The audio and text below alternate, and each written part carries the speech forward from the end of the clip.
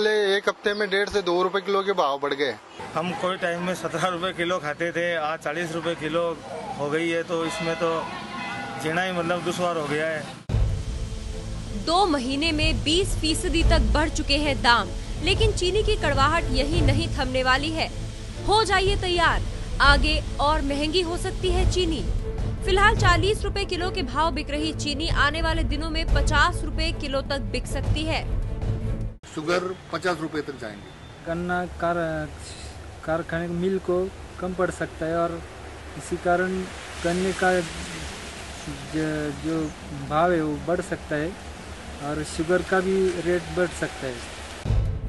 एक नहीं कई वजह हैं जिससे चीनी के दाम में आग लगने का अंदेशा बन रहा है। सबसे बड़ी वजह इस साल गन्ने की उपज में तेज गिरावट की आशंका। दूसरी वजह चीनी के आयात पर लगी 10% ड्यूटी। कच्चा माल यानी गन्ने की कमी की वजह से चीनी मिलों में उत्पादन घटना। इस हाल में भी सरकार की ओर से चीनी निर्यात को हरी झंडी। चीनी के लिए कच्चा माल यानी गन्ना उपजाने वाले देश के प्रमुख राज्य महाराष्ट्र और उत्तर प्रदेश में कम बारिश ने गन्ने की फसल चौपट की। किसानों की माने तो रही सही कसर बिजली की कटौती ने पूरी कर दी, जिससे गन्ने की सिंचाई नहीं हो पाई।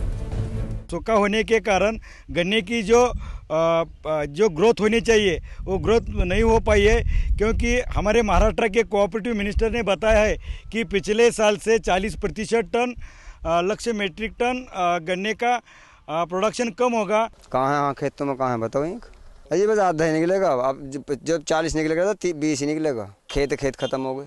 अगली बार आधी फसल हो पाएगी गन्ने की। जहाँ तक है बारिश से भी नई बीमारी आ गई, सूखा, कैंसर, सलाई, सब पानी की वजह से। हालात को देखते हुए चीनी मिल मालिक मान रहे हैं कि चीनी का उत्पादन इस साल कम रहेगा।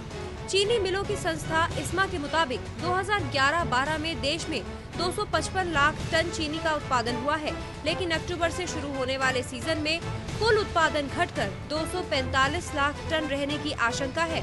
देश का सबसे बड़ा चीनी उत्पादक राज्य महाराष्ट्र में तो चीनी का उत्पादन 16% तक घटने का अनुमान है। इंटरनेशनल शुगर ऑर्गेनाइजेशन यानी ISO का अनुमान है कि 2012 से 13 के दौरान भारत का चीनी उत्पादन 5% घट सकता है। अंतर्राष्ट्रीय बाजार में चीनी पहले ही महंगी है, उस पर चीनी के आयात पर 10% ड्यूटी। कुल मिलाकर महंगी होती चीनी के दाम पर काबू पाने का ये रास्ता भी बंद है। किसान और चीनी मिल मालिक हालात से निपटने के लिए सरकार से आस लगा रहे हैं, लेकिन इस मोर्चे पर अब तक ना उम्मीदी ही हाथ लगी है। कुल मिलाकर तस्वीर काफी हद तक साफ है। आने वाले दिनों में चीनी की मिठास महसूस करने की उम्मीद आप भूल जाइए। चीनी की कड़वाहट और बढ़ने वाली है।